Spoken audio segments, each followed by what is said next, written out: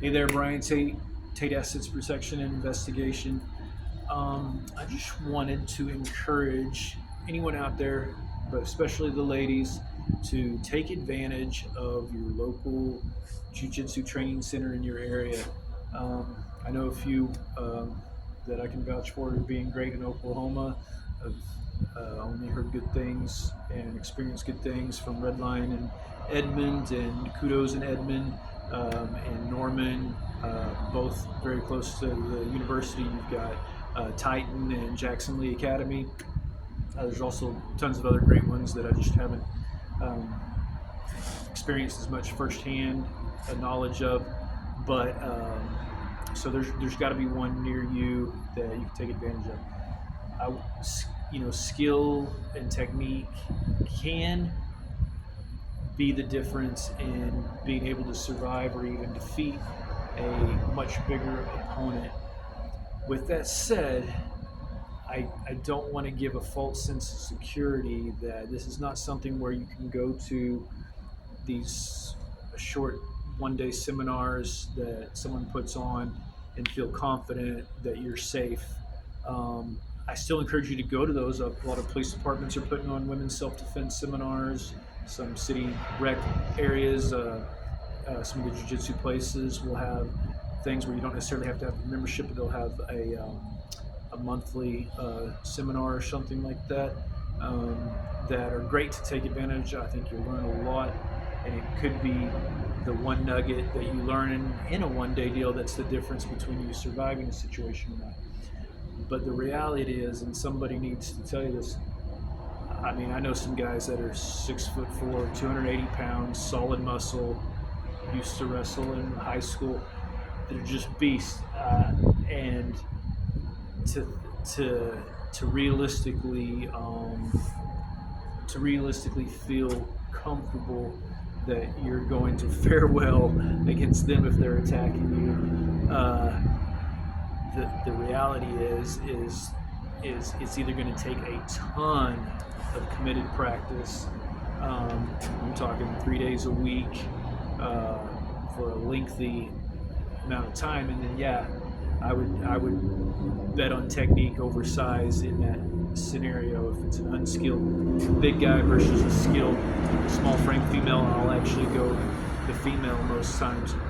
But it's got to be really, really great technique from committed practice, and I encourage everybody to do that. But being a realist, also I understand how hard it is to carve out time for that anymore.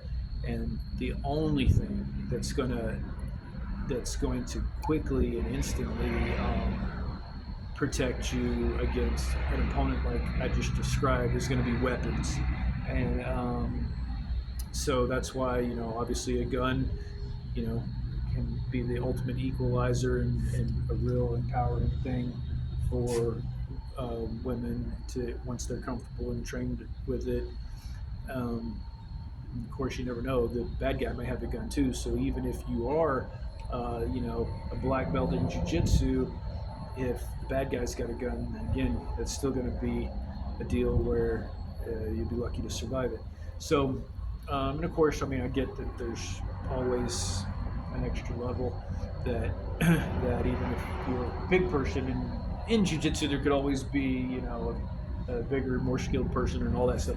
I get all that, but I just feel like there's a little bit of a false sense of security that sometimes happens with. I went to this 2 day or 2 hour event, and I'm good now.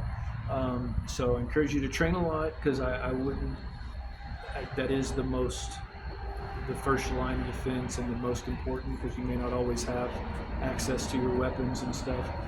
But if I do any type of self-defense short training, basically I try to cover everything: weapons, which is, some of the ones that come to mind are, of course, pepper spray, uh, guns. If you're, old enough and don't have any reason why you can't have a gun, I encourage to get trained enough to feel comfortable with them.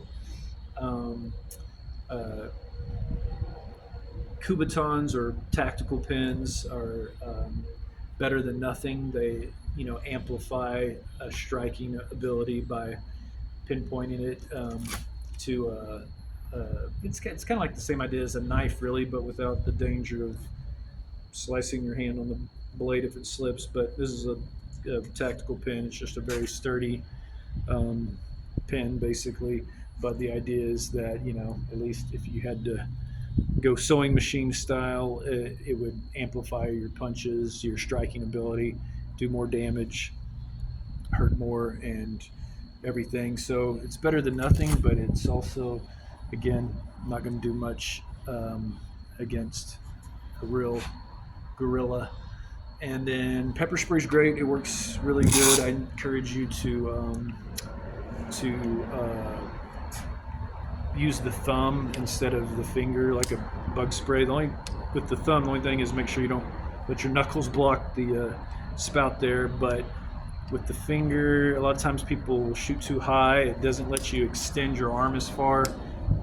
It's easier to have it taken away from you, and it's with the thumb, it's also, if you run dry, you can kind of use it as a fist pack. It's just a more correct way to grip your pepper spray.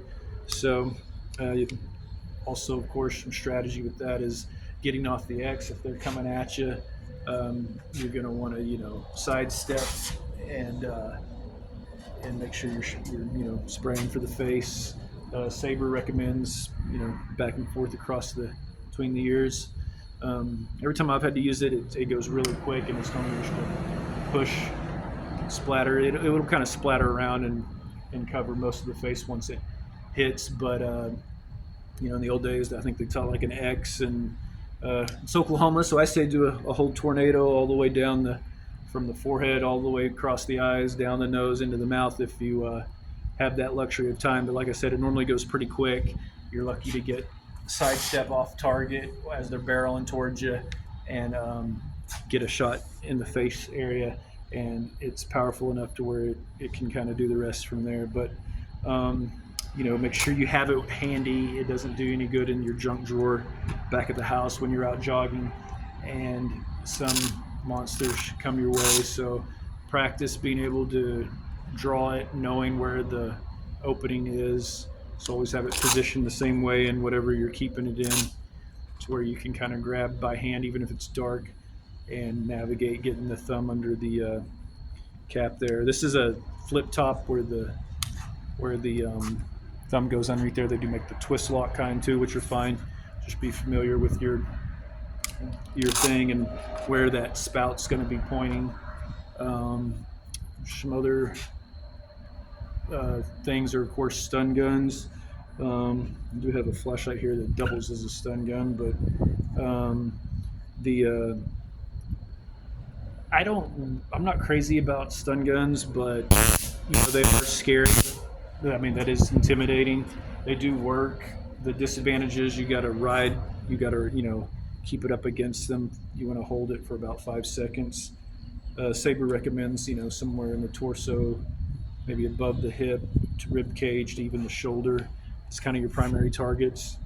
But one technique you kind of do with that is kind of as you're going in, so they don't block it, move their elbow, which kind of turns them sideways a little bit, and that'll give you a chance maybe to get to the hip without them having an arm really to block with. But they are intimidating. They